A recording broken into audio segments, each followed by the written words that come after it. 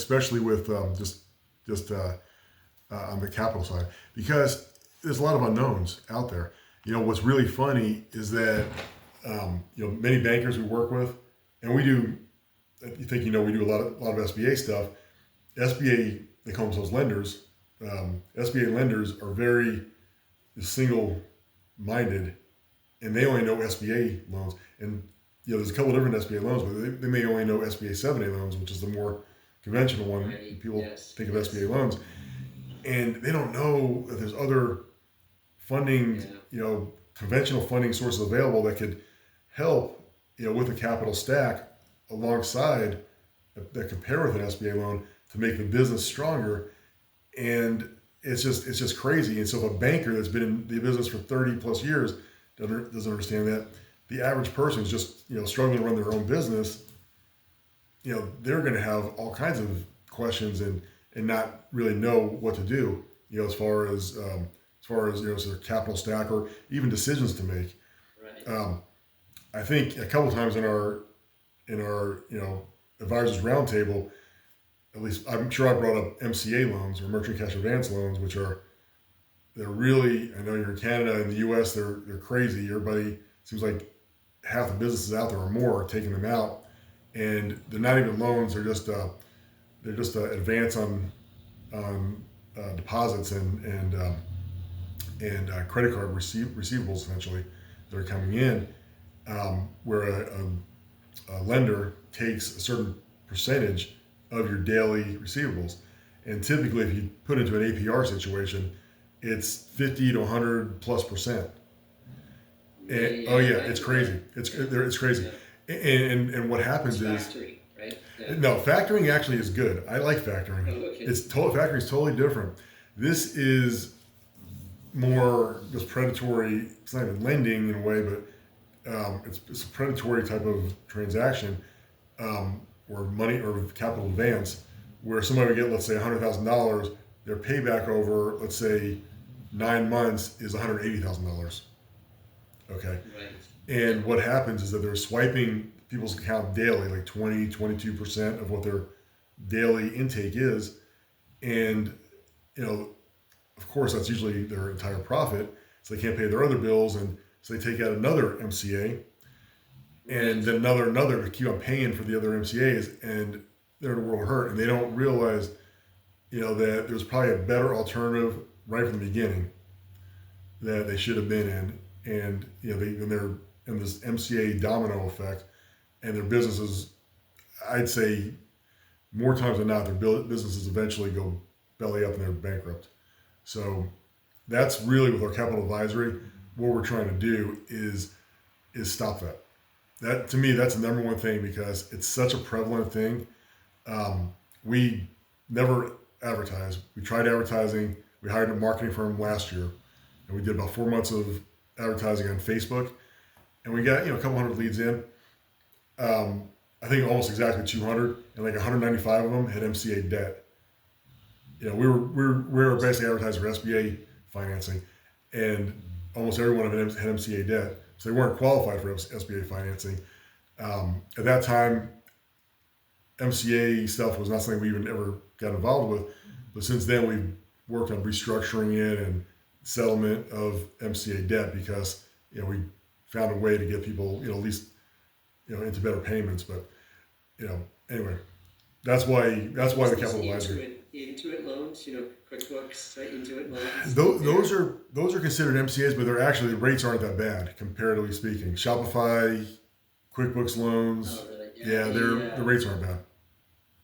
Yeah. So help me understand, I guess, because I think there could, again, I need to better understand, because I think, in my mind, because I've seen a few things, there's this, people need this support, and I just want to better understand what you do, because I might be able to refer some people your way. Sure. And what would, what's in bounds, what's out of bounds, because some people, and what does it cost them? I know because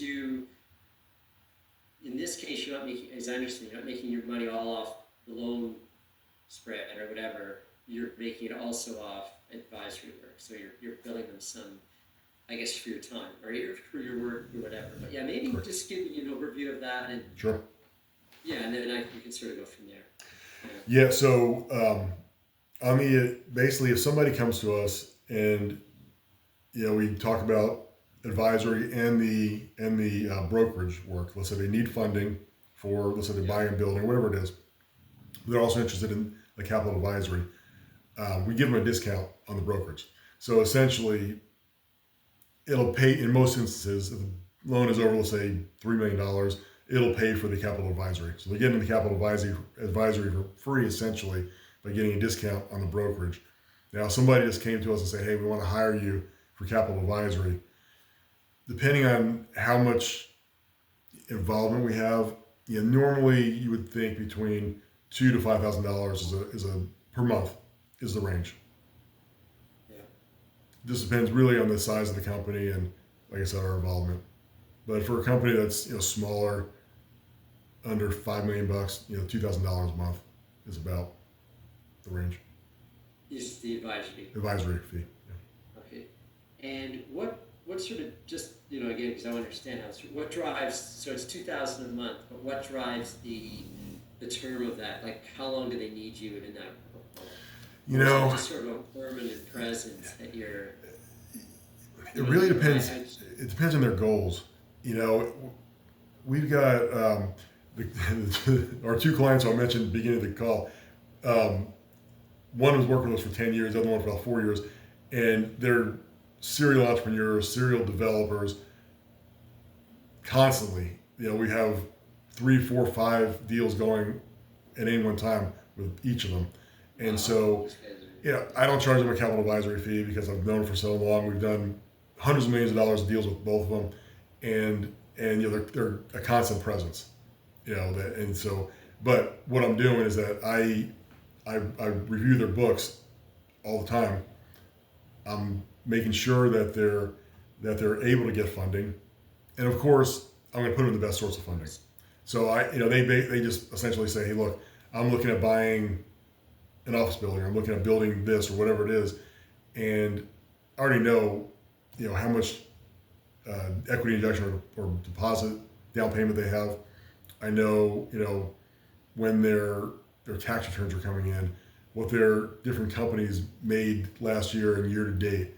So I've got this tabs on everything, so I can put them right into the next loan essentially, and without getting to know them all, getting to know somebody all over again, or even reacquainting yourself with a past client takes a number of weeks sometimes because somebody worked with you 5 years ago, you haven't talked to them in 5 years, and they come back, they're a new client essentially. So you got to get completely refamiliarized with their not only their financials but also what they're looking to do with their business.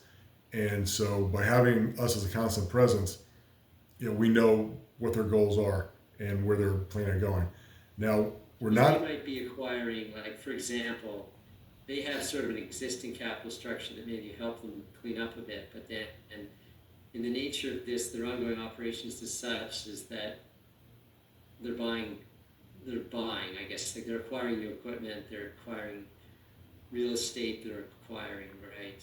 So would you just, because I've seen a mix of both of that, but if, say someone was just really, they needed support on restructuring their capital, their capital structure. So is it a one-time event or not so much? That in that situation, yeah, it could be a month or two. We work with them, and we get them put into new financing, and maybe they're not interested in doing anything past that, at least not right now. So that'll be fine. Yeah. So there's really, I guess, a couple of different sets of business owners out there.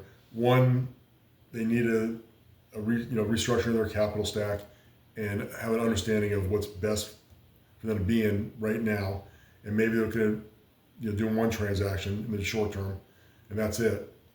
The other one is like the guys I mentioned who are just constant buyers, and then the third may not be a fit for us at all. Just somebody that just wants a brokerage where they just are just transactional. They need help buying a one-off. Cheaper debt. Cheaper debt, yeah. We work with those people sometimes, but lately it's more rare because we're really just weeding out people we don't want to work with. That's that's the bottom line. We get a lot of great referrals. Most of our leads come from banks, so really good.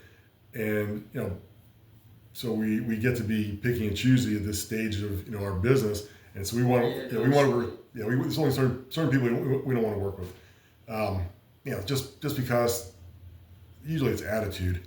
That's usually the number one reason, but Right. yeah.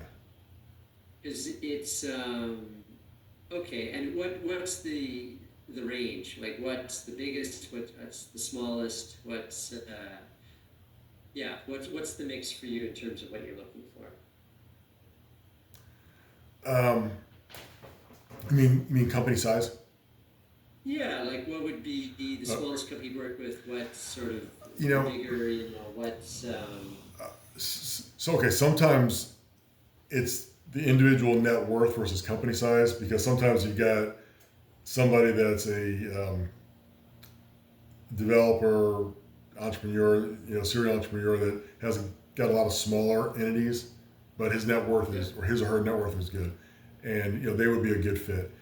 If it's somebody, husband and wife that have got a company that does $1 million in revenue and they're a retail business, they probably don't have the extra money to afford us on a regular basis. Now they may need us temporarily just to help them out because they got themselves in trouble, and we'll be glad to do that. But they probably wouldn't be a good long-term fit for us because right, this is the cost. They've got to allocate their money to the essentials. When you're a smaller company.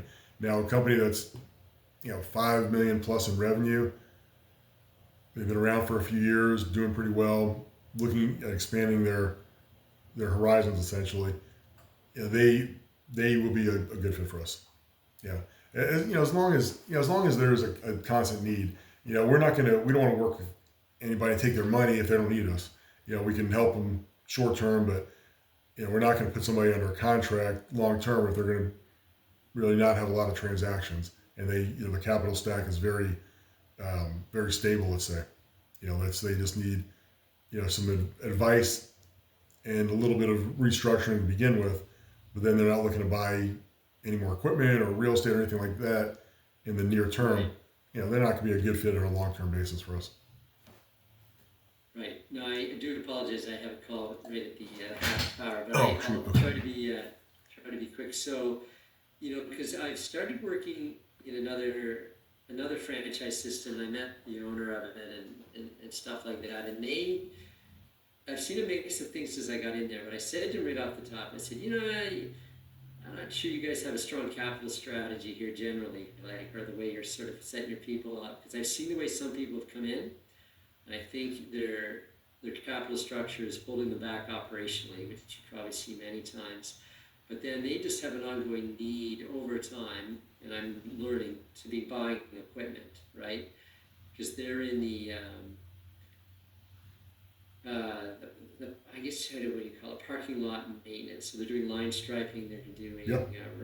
repair, all that stuff. So there's a lot of, I shouldn't, in stages there's equipment purchase, right? So as I started working with these people, I go, yeah, it's sort of all over the place a little bit. And I've seen some on the periphery over here. I'm thinking, you're a little underinformed, and you've set yourself up maybe with not the best capital structure. Because I'm working with one that I'm not a banker at all, Vernon, but on my own little noodling and modeling, I think, God, you need to restructure and you need to throw in probably about 150 grand of your own money, like just to, there's, these Intuit loans, which I've learned are very aggressive and all of that. But yeah, so that's what I'm seeing a little bit. And then, I have one guy that I work with, and he's about a $5-6 million business, and I don't know if well, he's got himself in some trouble, right? So I don't Mhm. know. Do you want to talk to people? So Absolutely. Oh as yeah. I said to him, I don't think you can sell right now because your business ain't worth, like, once you clear your ROBs and because you got all these things, right? But so Yeah, so what I would do in that case, I guess, is I might set an expectation that, someone here, we could talk more later because we're a bit rushed now, but there's someone here I'd like you to talk to, and but be aware that they'll chat with you, but there will be fees for their services. I assume you'll talk to someone initially before Yeah, of you, course. Yeah, the discovery yeah, call's free, so that's fine. discovery call, and but be aware of this, but it could be in your interest because politely, you have no idea what you're doing right now in terms of your capital Yeah, structure, and you're actually running a good business here, yeah, but these interest payments and this unpredictability, and I think there's some problems with some SBA lenders is they don't say no, right? Like I think some entrepreneurs, it's worse here in Canada. These are all U.S. people I'm talking about. okay, Sometimes when a banker says no, it's a good thing. It tells the business owner, hey, yeah, like yeah, you are you're not doing yourself a favor. So that's my quick thought there, Vernon. I don't know, is that worth having a follow-up conversation absolutely. on? Let's do it. Sure. Yeah, those are Okay. excellent scenarios for us. I know you got to jump, but yeah, David, let's have another conversation because those are definitely ideal types of people we like to work with. Yeah, and I just see, it pains me because I see, you actually know what you're doing. It's just you don't know what you're doing over here, and it's not. And when you need the money, you're not setting yourself up to get it either. So, Yeah, because they get the Intuit loan or they get the Shopify loan or something like that. That's easy to get, and maybe it's good for the short term, but long term, it's gonna really hurt them. yeah, yes, yeah, very much so and stuff. So, all right. So I will. Do you have a booking link? I think I do. I haven't used it, but I think I do on my Or calendar. use mine. Okay, Why I'll don't do you that. use mine? All right. And we'll chat soon. But I gotta run. I did. Thanks again. Thank you. Bye.